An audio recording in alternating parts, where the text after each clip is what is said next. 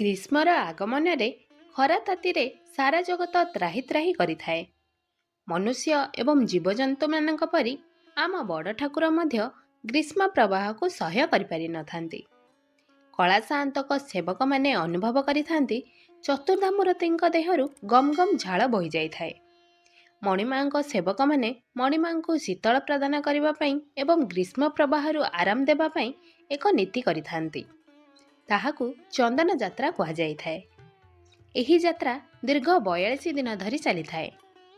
ଚନ୍ଦନ ଯାତ୍ରାରେ ପ୍ରଭୁଙ୍କ ଶ୍ରୀଅଙ୍ଗରେ ସୁଗନ୍ଧିତ ଚନ୍ଦନର ଲେପ ଦେବା ସହ ତାଙ୍କର ପୋଷାକ ପରିଧାନରେ ମଧ୍ୟ ପରିବର୍ତ୍ତନ କରାଯାଇଥାଏ। ତେବେ ଦର୍ଶକ ବନ୍ଧୁ, ଆସନ୍ତୁ ଜାଣିବା ମହାପ୍ରଭୁଙ୍କର ଏହି ଚନ୍ଦନ ଯାତ୍ରା ବିଷୟରେ ସମ୍ପୂର୍ଣ୍ଣ କାହାଣୀ ଏହି ଭିଡ଼ିଓ ମାଧ୍ୟମରେ। ନମସ୍କାର, ମୁଁ ସୁରଭି ସ୍ୱାଗତ ଜଣାଉଛି ଆପଣଙ୍କୁ ଆମ ପ୍ରଭୁପାଦ ୟୁଟ୍ୟୁବ୍ ଚ୍ୟାନେଲକୁ। ଚନ୍ଦନ ଯାତ୍ରାରେ ଜଗନ୍ନାଥଙ୍କ ଚନ୍ଦନ ଲାଗି ନୀତି ମନ୍ଦିର ମଧ୍ୟରୁ ଆରମ୍ଭ ହୋଇ ନୌକା ବିହାର ବା ଚାପ ଖେଳିବା ପାଇଁ ନରେନ୍ଦ୍ର ସରୋବର ପର୍ଯ୍ୟନ୍ତ ହେଉଥିବା ଯାତ୍ରାକୁ ଚନ୍ଦନ ଯାତ୍ରା କୁହାଯାଇଥାଏ। ଅକ୍ଷୟ ତୃତୀୟା ଠାରୁ ଆରମ୍ଭ ହୋଇଥାଏ ମହାପ୍ରଭୁଙ୍କର ଏହି ଚନ୍ଦନ ଯାତ୍ରା।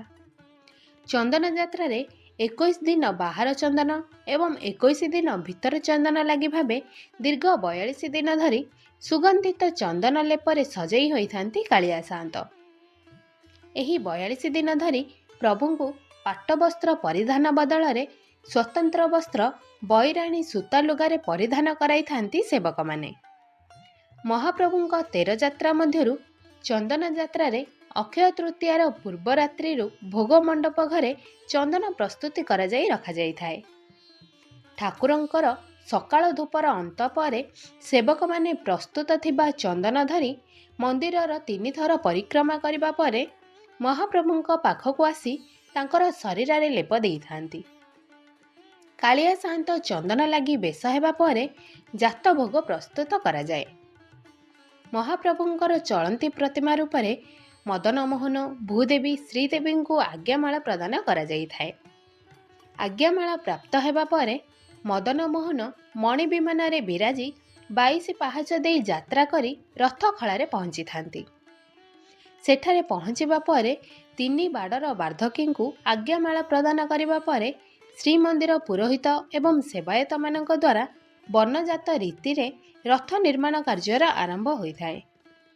ସେଠାରୁ ମହାପ୍ରଭୁଙ୍କ ଚଳନ୍ତି ପ୍ରତିମା ମଦନମୋହନ ପଟୁଆରଙ୍କ ସହିତ ଯାତ୍ରା କରିଥାନ୍ତି ନରେନ୍ଦ୍ର ସରୋବର ନିମନ୍ତେ। ନରେନ୍ଦ୍ର ସରୋବରର ଚନ୍ଦନ ଚକଟା ଉପରେ ବିରାଜିବା ପରେ ମହାପ୍ରଭୁଙ୍କୁ ବିତର୍ଚ୍ଛ ମହାପାତ୍ର ଜଳମଣୋହି କରି ଜଳ ଲାଗି ନୀତି ସମ୍ପନ୍ନ କରିଥାନ୍ତି। ଏହାପରେ ମଦନମୋହନ, ଭୂଦେବୀ ଆଉ ଶ୍ରୀଦେବୀଙ୍କ ସହ ଜଳରେ ପୂର୍ବରୁ ପ୍ରସ୍ତୁତ କରାଯାଇଥିବା ନୌକାରେ ବିରାଜିଥାନ୍ତି।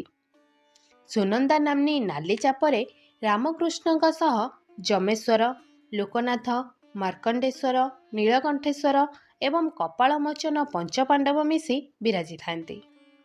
ସେହିପରି ଶୁଭ୍ର ଧଳା ରଙ୍ଗର ବୈରାଟିକା ଚାପରେ ଭୂଦେବୀ ଶ୍ରୀଦେବୀଙ୍କ ସହ ମଦନମୋହନ ବିରାଜିଥାନ୍ତି। ସମସ୍ତ ଦେବାଦେବୀ ଚାପରେ ବିରାଜମାନ କଲା ପରେ ପ୍ରଭୁଙ୍କୁ ପ୍ରସାଦ ଲାଗି ହୋଇଥାଏ। ଏହାପରେ ବିଡ଼ିଆ ମଣୋହି ହୋଇ ବିଜୟ ତୁରୀ ବାଜିବା ପରେ ନୌକା ବିହାର ଆରମ୍ଭ ହୋଇଥାଏ। ମହାପ୍ରଭୁଙ୍କ ଚନ୍ଦନ ଯାତ୍ରା ପାଇଁ ବ୍ୟବହୃତ ହେଉଥିବା ନୌକାର କାର୍ଯ୍ୟ ଅକ୍ଷୟ ତୃତୀୟାର ଅନେକ ଦିନ ଆଗରୁ ଆରମ୍ଭ ହୋଇଯାଇଥାଏ। ଚୈତ୍ର ପୂର୍ଣ୍ଣିମା ଦିନ ପୂର୍ବ ବର୍ଷର ଚନ୍ଦନ ଯାତ୍ରାରେ ବ୍ୟବହୃତ ନୌକାକୁ ନରେନ୍ଦ୍ର ପୋଖରୀର ଜଳ ମଧ୍ୟରେ ବୁଡ଼ାଇ ରଖା ହୋଇଥିବା ନୌକାକୁ ବାହାର କରାଯାଇଥାଏ। ନନ୍ଦା, ଭଦ୍ରା, ବୈଜୟନ୍ତୀ ପରି 5ଟି ନାବକୁ ମରାମତି କରି ଚନ୍ଦନ ଯାତ୍ରା ପାଇଁ ସଜାଇ ରଖାଯାଇଥାଏ। ଚନ୍ଦନ ଯାତ୍ରାରେ ମହାପ୍ରଭୁଙ୍କ ଦିନବେଳା ନୌକା ବିହାର ସମାପନ ହେବା ପରେ ପୁନର୍ବାର ଚାପ ଆସି ଘାଟରେ ଲାଗିଥାଏ। ସେବକମାନେ ମହାପ୍ରଭୁଙ୍କୁ ଚାପରୁ ଆଣି ଚନ୍ଦନ ଚକଟା ଉପରକୁ ଆଣିଥାନ୍ତି। ଏହାପରେ ଜଗନ୍ନାଥ ବଲ୍ଲଭଙ୍କ ମଠରୁ ଅଣାଯାଇଥିବା ଜାଇଫଳ, କର୍ପୂର, ସୁବାସିତ ଫୁଲରେ ଭୂଦେବୀ ଶ୍ରୀଦେବୀଙ୍କ ସହ ମଦନମୋହନଙ୍କୁ ଜଳକ୍ରୀଡ଼ା କରାଯାଇଥାଏ। ଠାକୁରଙ୍କ ଜଳକ୍ରୀଡ଼ା ସମ୍ପନ୍ନ ହେବା ପରେ ସେବକମାନେ ଠାକୁରଙ୍କୁ ବେଶ ଶୃଙ୍ଗାର କରାଇଥାନ୍ତି। ଶୃଙ୍ଗାର ପରେ ଠାକୁରଙ୍କୁ ଛେନା ମାଣ୍ଡୁଅ ଭୋଗ ଲଗାଯାଇଥାଏ। ଏହାପରେ ପ୍ରଭୁ ରାତ୍ରିରେ ମଧ୍ୟ ନୌକା ବିହାର କରିଥାନ୍ତି। ଚନ୍ଦନ ଯାତ୍ରାରେ ଚାପ ଖେଳିବା ପରେ पुनः मदन मोहन मणि विमाନରେ ବିରାଜି ଶ୍ରୀମନ୍ଦିରକୁ ପ୍ରତ୍ୟାବର୍ତ୍ତନ କରିଥାନ୍ତି। ଏହିପରି ଭାବରେ ପ୍ରତିଦିନ 21 ଦିନ ଧରି ମହାପ୍ରଭୁ ବାହାର ଚନ୍ଦନ ଯାତ୍ରା କରିଥାନ୍ତି। ବାହାର ଚନ୍ଦନ ଯାତ୍ରାର ଶେଷ ଦିନ ଅର୍ଥାତ୍ ଭଉଁରୀ ଚନ୍ଦନ ଯାତ୍ରା ଦିନ ହଳଦୀ ପାଣି ନୀତି କରାଯାଇ ଭିତର ଚନ୍ଦନ ଯାତ୍ରାର ପ୍ରସ୍ତୁତି ଆରମ୍ଭ କରାଯାଇଥାଏ।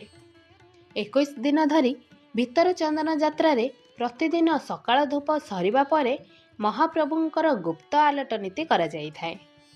ସେହି ସମୟରେ ମହାବାହୁଙ୍କ ସର୍ବାଗ୍ନ ଶରୀରରେ ଚନ୍ଦନ ଲାଗି ହୋଇଥାଏ। ଚନ୍ଦନ ଲାଗି ହେବା ପରେ ମଦନ ମୋହନ ଶ୍ରୀମନ୍ଦିର ଭିତରେ ଥିବା ଜଳକ୍ରୀଡ଼ା ମଣ୍ଡପରେ ଜଳକ୍ରୀଡ଼ା କରିଥାନ୍ତି। ଜଳକ୍ରୀଡ଼ା ସରିବା ପରେ ମହାପ୍ରଭୁଙ୍କ ମଧ୍ୟାହ୍ନ ଧୂପ ନୀତି ଅନୁଷ୍ଠିତ ହୋଇଥାଏ। ଏହିସବୁ ଦିନରେ ମହାପ୍ରଭୁ ପାଟ ବସ୍ତ୍ର ପରିତ୍ୟାଗ କରି ବୈରାଣୀ ବସ୍ତ୍ର ଧାରଣ କରିଥାନ୍ତି। ଦୀର୍ଘ 42 ଦିନର ଏହି ଚନ୍ଦନ ଯାତ୍ରା ସରିବା ପରେ ସ୍ନାନ ପୂର୍ଣ୍ଣିମାରେ ମହାପ୍ରଭୁ 108 ଗରା ସୁବାସିତ ଜଳରେ ସ୍ନାନ କରିଥାନ୍ତି ସ୍ନାନ ମଣ୍ଡପରେ। ପ୍ରକୃତରେ କୋଟି କୋଟି ଓଡ଼ିଆଙ୍କର ମଉଡ଼ମଣି ପ୍ରଭୁ ଶ୍ରୀ ଜଗନ୍ନାଥ ଯେତେ ରସିକିଆ ତାଙ୍କର ଲୀଳା ମଧ୍ୟ ସେତେ ରହସ୍ୟମୟ। ସେଥିପାଇଁ ଆମ କାଳିଆ ଠାକୁରଙ୍କ ଲୀଳା ବୁଝିବା ବଡ଼ କଷ୍ଟ। ଦର୍ଶକ ବନ୍ଧୁ, ଆଶା କରୁଛି ପ୍ରଭୁଙ୍କର ଏହି ଚନ୍ଦନ ଯାତ୍ରା ଲୀଳା କଥା ଶ୍ରବଣ କରି ଆପଣଙ୍କୁ ଭଲ ଲାଗିଥିବ। ରହୁଛି, ପୁଣି ଦେଖା ହେବା ଆଉ ଏକ ନୂତନ ଭିଡ଼ିଓ ସହ। ଜୟ ଜଗନ୍ନାଥ।